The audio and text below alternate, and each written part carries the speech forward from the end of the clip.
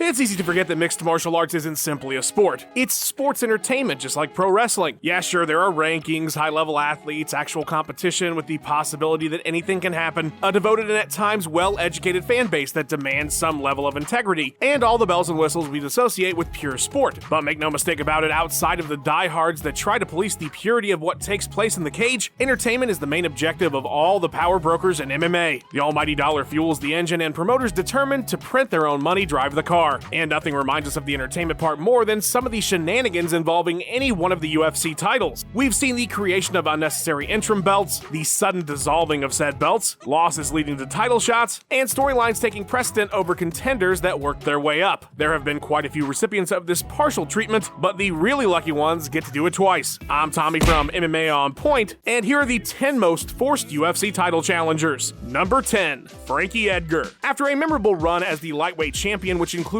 ending the reign of BJ Penn and classic fights with Gray Maynard, the UFC gave itself one simple mission: make sure Frankie Edgar fights for titles as often as possible. After dropping the belt and an immediate rematch against Benson Henderson, Edgar dropped to featherweight for a shot against Jose Aldo. After falling short that night at UFC 156, the answer went on an impressive run to rightfully find himself back in contention. However, by that time, Conor McGregor had dethroned Aldo and set his sights on the lightweight division. So instead of what might have been an interesting matchup against the notorious, Edgar had to once again step in front of the Brazilian for an interim title where he would lose via decision yet again. Although a 2-fight losing streak and divisional debut is not exactly ideal for a title shot, the most eyebrow-raising moment has to be his final attempt against Max Holloway. After electing to go forward with a fight against Brian Ortega at UFC 222, when Holloway pulled out with an injury, Edgar fell victim to a horrifying KO, which propelled Ortega to his own bout against Holloway. Meanwhile, Frankie was rebooked to face the champ after a decision win in a rematch with Cub Swanson. By the time Frankie and Max actually fought, it felt overdue and out of place for the past his prime veteran. Number 9, Derrick Lewis. After having his breakout moment against Alexander Volkov at UFC 229 and confessing to the world how uncomfortable his fight kit was on the old twig and berries, Derrick, why'd you take your pants off? My balls was hot.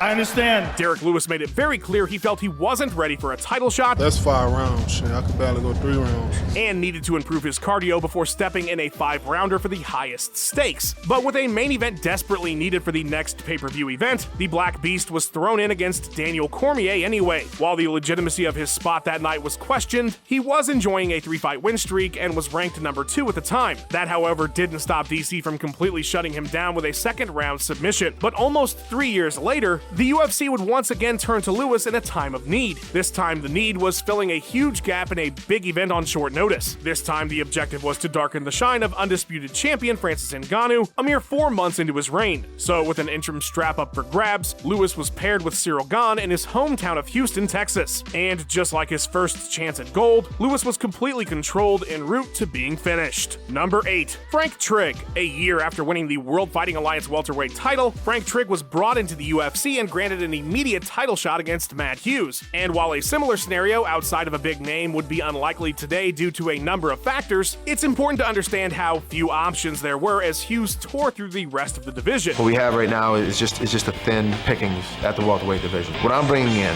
is to step in, take the belt, and bring a little personality to it. Trigg, who entered the octagon with a 10-1 record and finishes in Pride, Shudo, and Vale Tudo Japan to his credit, wasn't ideal but an acceptable option. What transpired at UFC 45 likely raised some eyebrows in Zuffa offices. The typically quiet Hughes engaged in pre-fight trash talk. The division needs somebody that nobody likes and nobody wants to win. Well, he'd definitely be the guy for the spot. And the challenger made things interesting until he got caught in a fight-ending rear naked choke. So it shouldn't have been much of a shock to see Trigg get another opportunity against Hughes 2 years later at UFC 52. Trigg's wins in between didn't exactly scream title shot, as both Dennis Hallman and Renato Verissimo hadn't enjoyed much success in the promotion, but maybe he earned it after fighting Bruce Buffer in an elevator? Frank came back at me, hit me harder. I gotta hit him back harder. And it was on. The rivalry between the two was the clear focus, and so they were matched up yet again, with Trigg tapping to a rear naked choke in the first round. Number 7, Joanna Jędrzejczyk. It's no secret that if you held a belt in the UFC, it becomes infinitely easier to get another chance to claim gold in the future. Look no further than Joanna Jędrzejczyk. The Polish kickboxer had her way with the strawweight division with dominant performances on big cards and a season of tough, until she ran into the fist of Rose Namajunas just as her star power was taking off with comparisons to Ronda Rousey hard to ignore. VITOR. So despite the first-round KO, there was a reasonable argument to be made for her immediate rematch, as previous dominant champions like Anderson Silva and Renan Barão enjoyed similar treatment. When Joanna fell short again, a win over Tecia Torres a few months later opened the door for a shot at a newly installed flyweight title against former Muay Thai rival Valentina Shevchenko. We've seen worse bookings, as Joanna has been open about her struggles to make 115 pounds and had actually fought in the heavier division before coming to the UFC. But upon returning to strawweight for a lone win over Michelle Waterson, yet another championship opportunity seemed like a few steps past overkill. At least when she did meet Zhang Weili at UFC 248, the two put on perhaps the greatest fight in women's MMA history. Unfortunately for Joanna, it was another losing effort. Number 6. VITOR Belfort. Dan Henderson's knee led to UFC 151 being cancelled and the puzzling emergence of Chael Sonnen in the light heavyweight title picture. It also helped promote another middleweight that failed to get the job done against Anderson Silva into an unlikely bout with Jon Jones. The Phenom was rebounding from the front kick heard round the world with 2 consecutive quick finishes of Yoshihiro Akiyama and Rumble Johnson. With the UFC scrambling to rebook Jones and former light heavyweight champions Shogun Rua and Lyoto Machida both rejecting the request to fill in for Hendo without more prep time, they turned to another former 205-pound champ in Belfort. While he was no stranger to the UFC's light heavyweight division, he hadn't competed in it since 2005, so he kind of was a stranger. But as the lone warm body that didn't request a longer training camp for a crack at bones, his status as title challenger was cemented. And much like his counterpart from Westland, Oregon, VITOR almost did the unthinkable. And while a deep first-round armbar likely had some sports books ready to tear their hair out, conventional wisdom prevailed as Jones ragdolled the challenger before the 4th-round key lock submission. By the way, the UFC was so desperate to make the fight that they covered up VITOR's elevated testosterone levels. Whoops. Number 5. Chael Sonnen. There is absolutely no argument to be had against Chael Sonnen earning both of his chances to dethrone middleweight ruler Anderson Silva. While it's obvious that his skills on the mic helped him get there, if we walk in the back dressing room and Anderson says put on hip-hop and Chael walks in and says put on country, I guarantee it's going to be a hoedown. His wins over future champion Michael Bisping and perennial contenders like Yushin Okami and Nate Marquardt made it clear that he wasn't all talk. And although Uncle Chael has more than his fair share of charm and humor, I'm like John Jones, I sound like Sean Combs, and I got trombone-sized stones like John Holmes.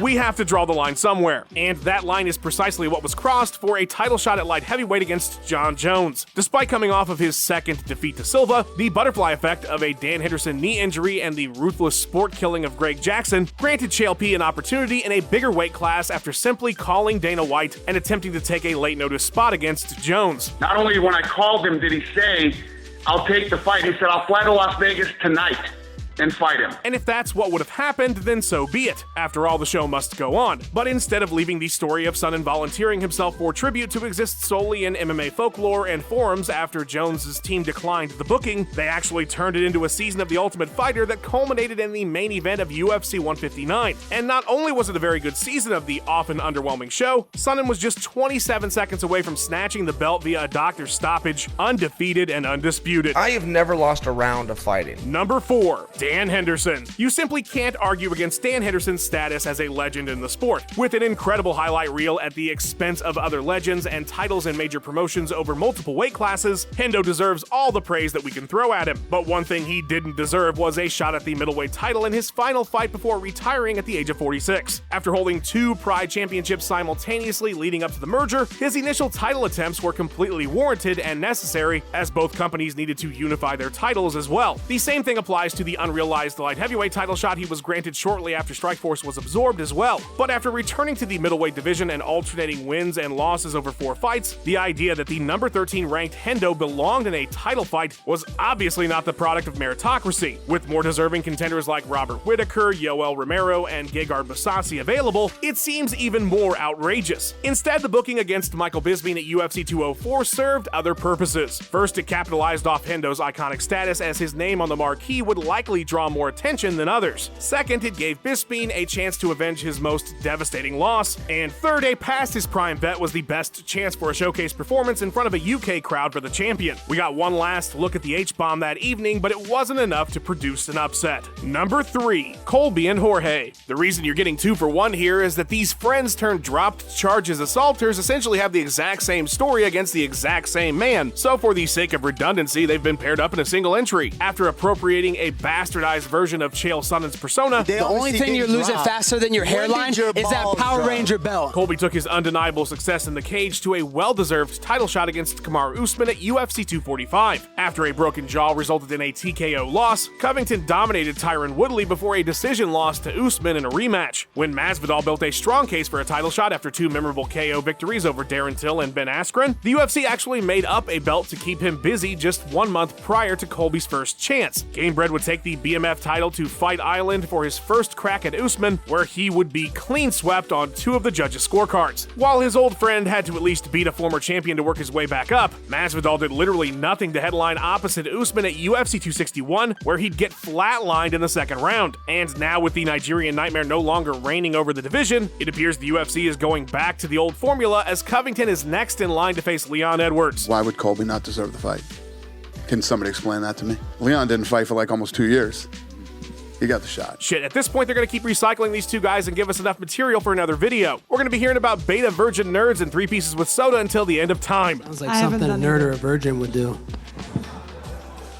Number 2, Uriah Faber. So the focus of this list is supposed to be the UFC, but the story of Uriah Faber's undeserved title shots goes back further than his days in the octagon. The trend began in Zuffa-owned WEC after the California Kid, who held the featherweight belt for nearly 2 years, was presented as the face of the company and became a fan favorite. After getting finished in the first round against Mike Brown, Faber got a rematch after defeating a clearly shot Jens Pulver. A single defeat of Rafael Assunção led to a main event against a new champ, Jose Aldo, in the promotion's only pay-per-view event. When the smaller weight classes were merged into the UFC roster and Faber dropped to bantamweight, his popularity led to a repeated chance to put UFC champion on his resume. After losing to Dominic Cruz at UFC 132, Faber needed just 1 win to get back to the challenger spot. His victory over Brian Bowles guaranteed him a tough coaching stint against his rival. When Cruz began his unfortunate streak of injuries, Faber fought Renan Barão for an interim title but lost via decision. There would be 4 wins and a year and a half between that and his next chance at Barão, who by then was promoted to undisputed champion. Over 2 years after the first round TKO, the Team Alpha Male founder yet again challenged Cruz and fell short. In all fairness, Faber seemed untouchable outside of championship fights and picked up signature wins along the way, but there's no denying the part his celebrity played into the UFC's willingness to give him chances. Had he defeated Petr Yan at UFC 245, it's very likely he would have gotten a 5th opportunity. Number 1, Holly Holm.